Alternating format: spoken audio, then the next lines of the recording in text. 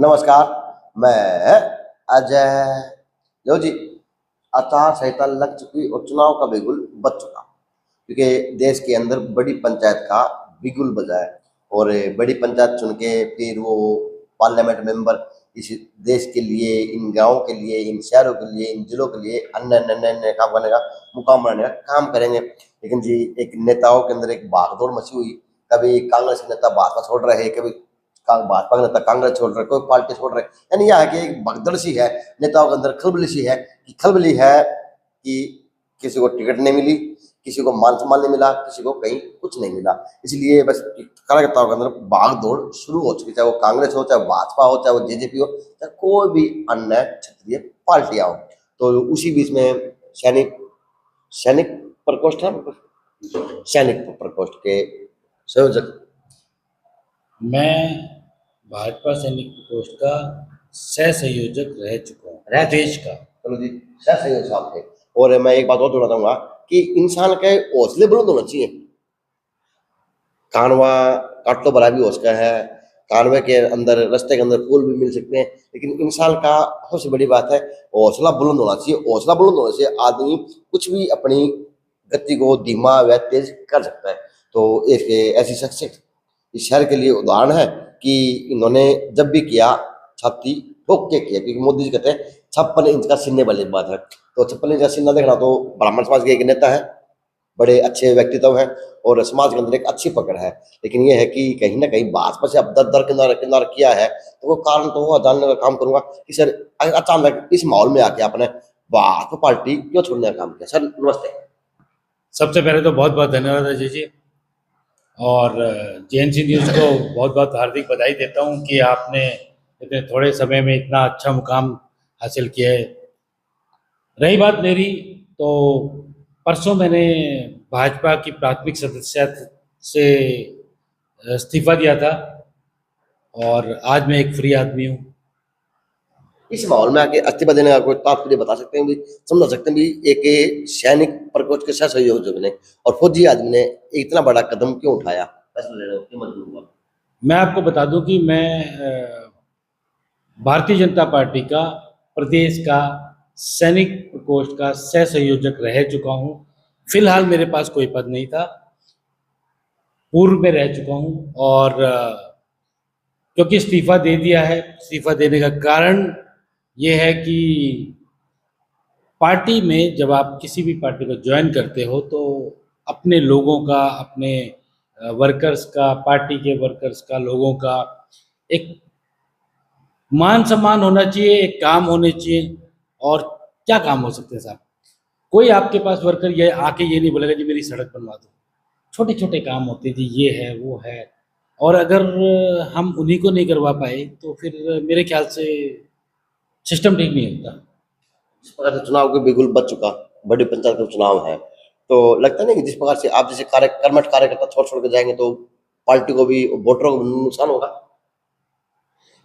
वो सारी चीज़ें पार्टी को देखनी चाहिए, उसमें मैं कुछ नहीं कह सकता, क्योंकि वो पार्टी का आकलन है।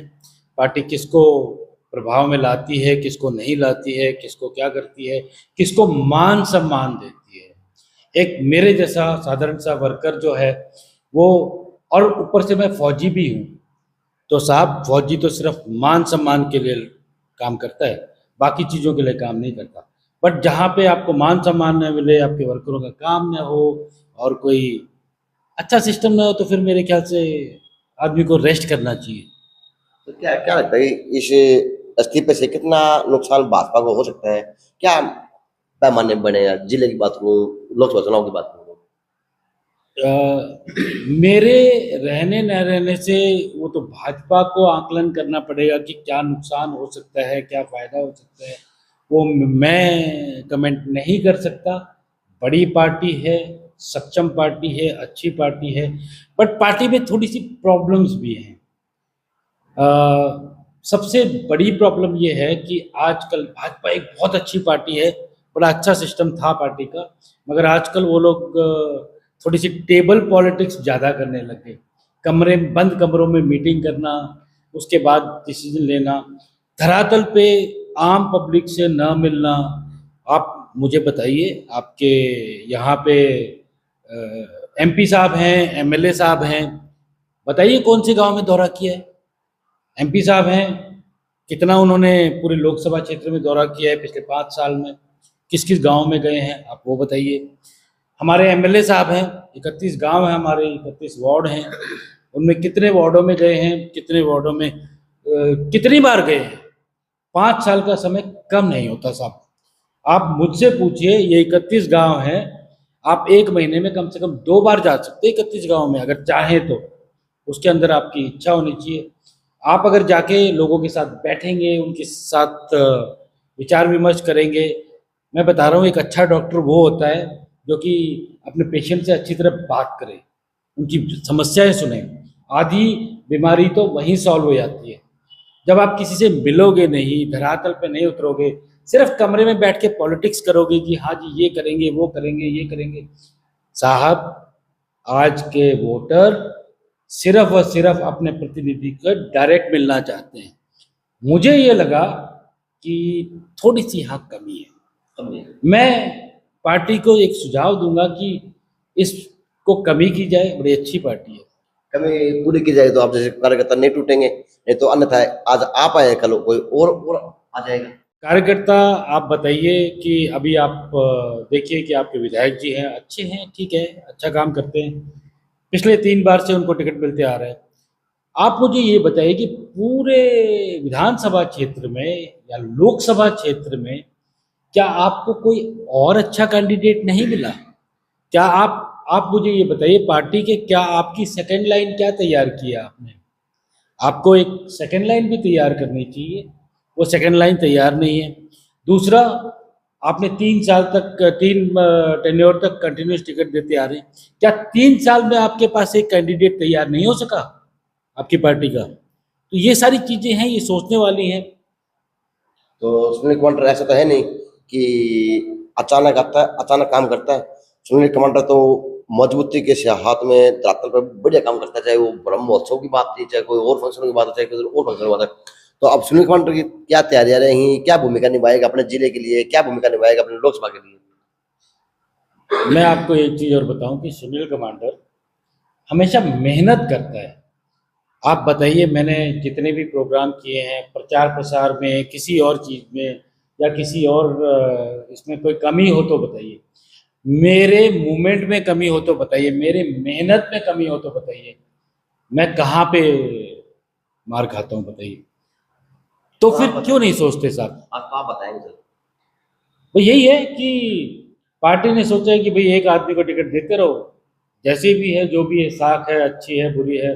क्या भाजपा के अंदर आपने ज्वाइन कितने इस तरह की कोई शर्त रखी थी या किसी बात की बातें हुई थी कि अब की बार आपको लोकसभा के विधानसभा के आजमाया जाएगा, पार्टी टिकट दे देगी? नहीं साहब, इस पार्टी में ऐसे नहीं होता कि आपको कोई आश्वासन नहीं मिलता। लास्ट मोमेंट में देखा जाता है कि कौन कैसे करता है, क्या करता है, कितना सिस्टम है, क्या है।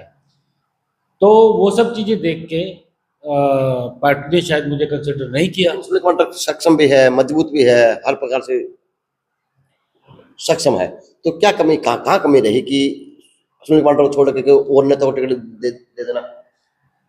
साहब, वो तो मैं कमेंट नहीं कर सकता। हमारे पार्टी के और लोगों की डिसीजन था, उसके बारे में मैं ज़्यादा कमेंट नहीं करूँगा। मगर हाँ, इतना ज़रूर है कि मैं भी एक अच्छा उम्मीदवार हो सकता था। तो वो कहावत है भाई, यो टिक्के बैठे ही कोनी, हरियाणा के अंदर कहावत है, बड़े बुजुर्ग बैठते हैं कि वो बच्चा टिक्के बैठे है कौन, तो यो बच्चा तो टिक्के में बैठने है कोनी, दाखिलों की तोड़ फोड़ करता रहेगा। तो अब की बार सुनील कमांडर क्या तोड़ फोड़ करेगा राजनीति के अंदर, क्या चहल पहल मचाएगा, क्या एक नई योजना लेके आएगा अपने शहर के लिए? देखो, जो बच्चा नटखट होता है, तोड़फोड़ करता है, वो हेल्दी बच्चा होता है। जो बच्चा शांत बैठ जाए वो बीमार बच्चा होता है, उसमें कोई प्रॉब्लम है। तो मैं तो साहब हेल्दी बच्चा हूँ और अपनी तोड़फोड़ में लगा रहूँगा, मेहनत करता हूँ, मेहनत करने में विश्वास रखता हूँ। एक चीज़ है कि मैं अपने समाज के लिए सोचता हूँ, अपने लोगों के लिए सोचता हूँ, अपने यारे प्यारे लोगों के लिए सोचता हूँ, सबके लिए सोचता हूँ। और मैं अपना सारी चीज़ छोड़ के आज मैं भिवानी में आया हूँ और इतने सालों से मेहनत कर रहा हूँ, तो सिर्फ एक विजन लेके आया हूँ कि अपने क्षेत्र को, भिवानी महेंद्रगढ़ लोकसभा क्षेत्र को, कि तरक्की करे, प्रोग्रेस करे। साहब, इतनी सारी फैक्ट्री थी, वो चली गई, किसके कारण गई, किसके क्यों गई, क्या रीजन था उसका? आज यहाँ वो फैक्ट्री होती तो हमारे बच्चों को रोजगार मिलता, हमारे बच्चों के साथ अच्छा वो रहता। क्यों नहीं हो सकता? आप आज भी किसी से बात करिए और भिवानी में फैक्ट्रियाँ लगाइए, महेंद्रगढ़ में लगाइए लोग, और अच्छे अच्छे प्रोजेक्ट लेके आइए, बच्चों को नौकरी मिलेगी और सारी चीज़ें अच्छी होंगी, इंफ्रास्ट्रक्चर डेवलप होगा। कोई अच्छा काम बताइए साहब। तो अब आपने क्या प्लान बनाया सर, क्या किस तरह से? आप क्योंकि आप तो एक वो बागी कह सकते हैं, भाजपा से बागी हो चुके, तो अब क्या प्लान आपका रहेगा? देखिए साहब, मैं बिल्कुल बागी नहीं हूँ, मैं फौजी आदमी हूँ। हम बिल्कुल विश्वासघात नहीं करते, और मैं गद्दार नहीं हूँ। नहीं, आपने तो इसका चुनाव चुनाव के वक्त में इस्तीफा दिया ना फिर आपने तो। मैंने चुनाव के टाइम में इस्तीफा नहीं दिया साहब, मैं इस्तीफा 2 महीने पहले देने की सोच रहा था, मगर थोड़ा सा सोच विचार कर रहा था। मैंने 2 बार बड़े लेवल के प्रोग्राम किए।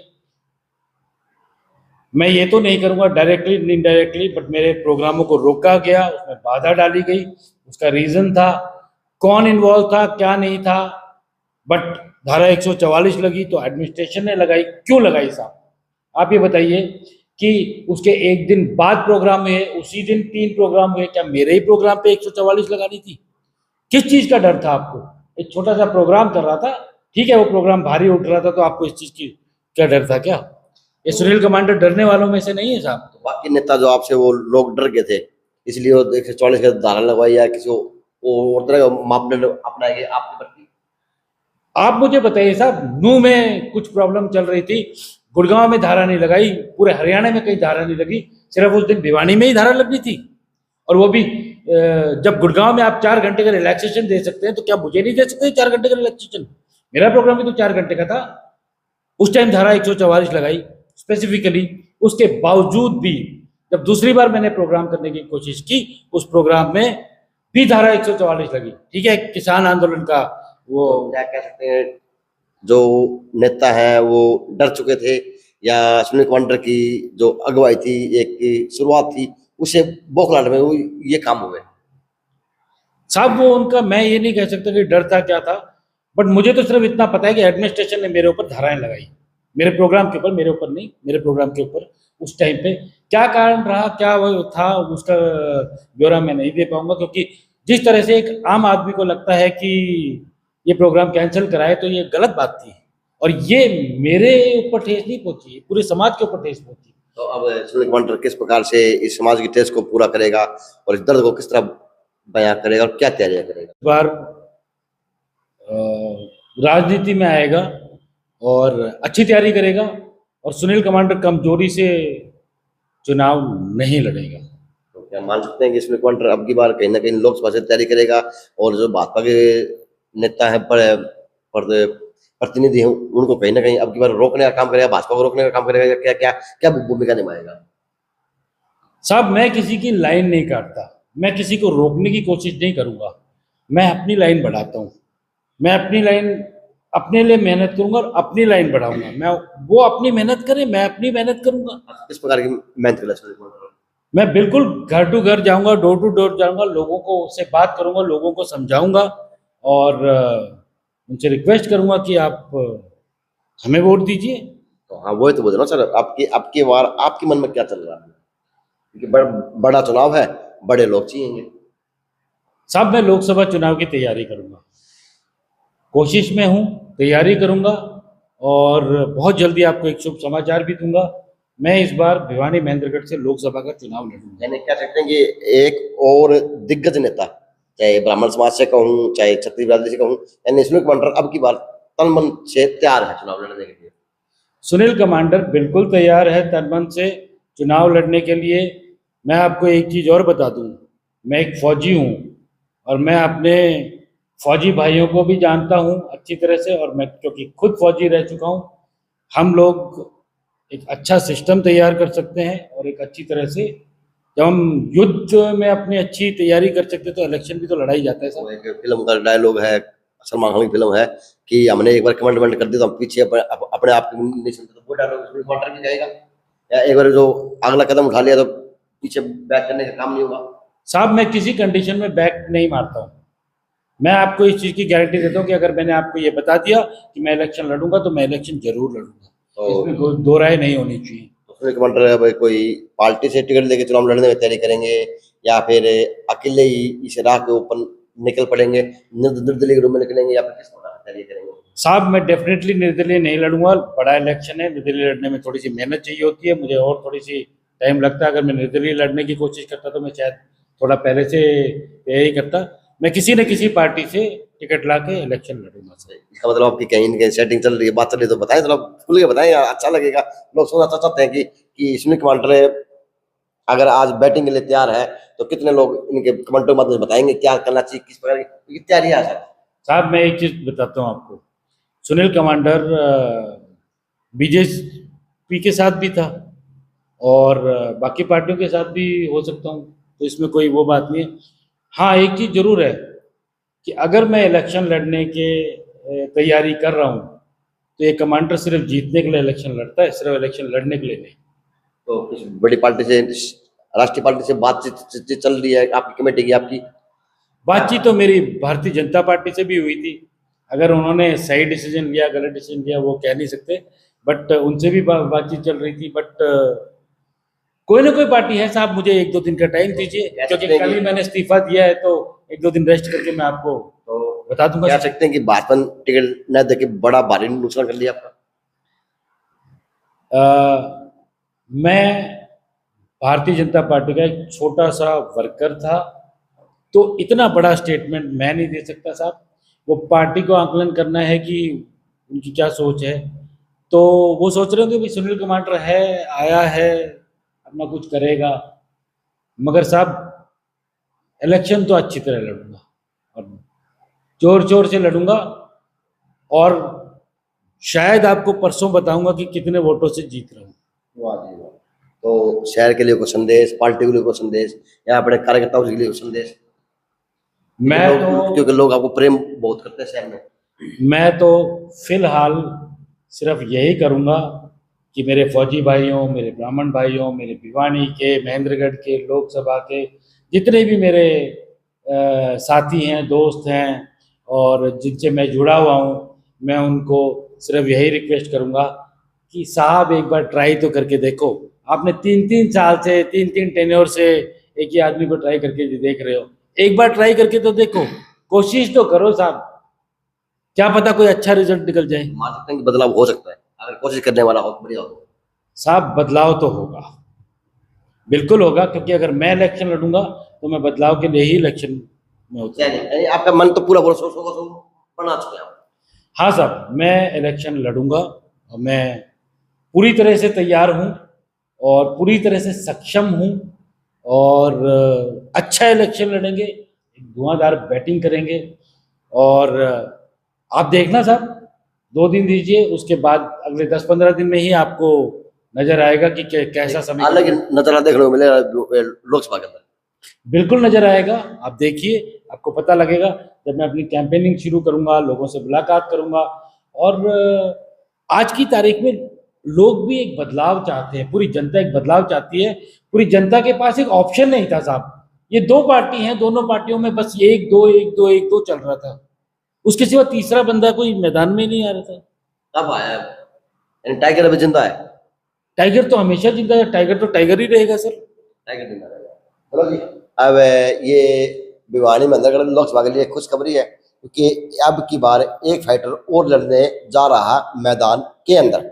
अब जितने फाइटर होंगे, जितने लड़ाकू होंगे, जितने नेता बनेंगे, वो नेता आप लोगों के इसके लिए काम करने का काम करेंगे जी। तो देखते हैं, भविष्य गर्व की बात है। 2 दिन के बाद फिर से इन्होंने कहा कि एक नया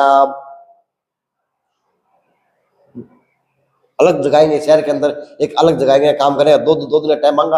अब देखते हैं 2 दिन बाद में सुनील कमांडर किस तरह का बम फोड़ने की तैयारी करेंगे राजनीति के अंदर। JNC न्यूज़ से अजय नायक, दीपांशु शर्मा की खास रिपोर्ट।